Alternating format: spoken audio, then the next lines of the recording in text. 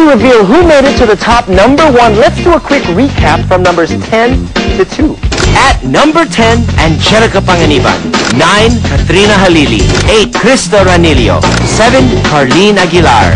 6, Roxanne Ginoo. 5, Rich Asuncion. 4, Christine Reyes. 3, Ann Curtis. 2, Angel Locsin. And the #1 ang nanguna, ang pinaka sexy in a bikini is none other than, drum roll please. Thank you, broken drum roll. Marian Rivera.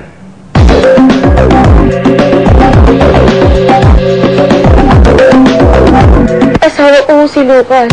Marian Rivera was a relative unknown, appearing in countless afternoon soap operas when she got her big break in Marimar.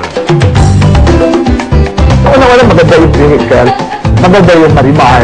At saka ang tao, let's face it, pagka nakakakita ng maraming skin or flesh, masigasig silang manood.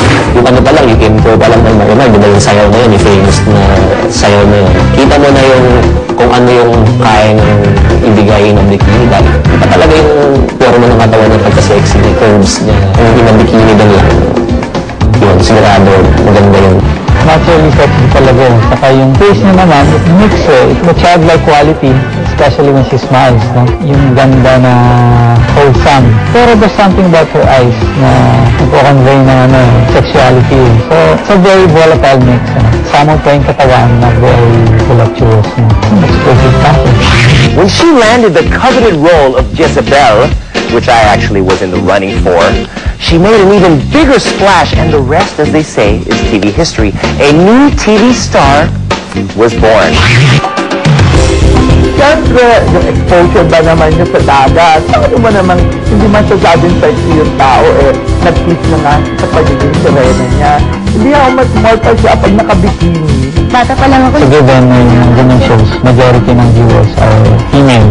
Pero pag yung episodes na napapasexy na hindi ng babae, pati ng lalaki na sigurado mananood. Fredo? Lalo pat ang kapartner niya is si Ding Dong, na considered to be one of the sexiest men in the world.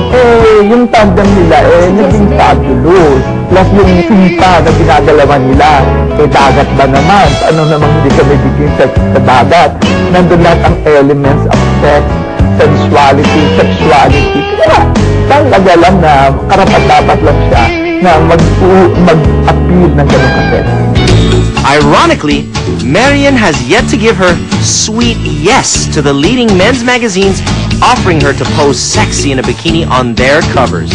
Well, actually, matagal na siyang request ng readers eh.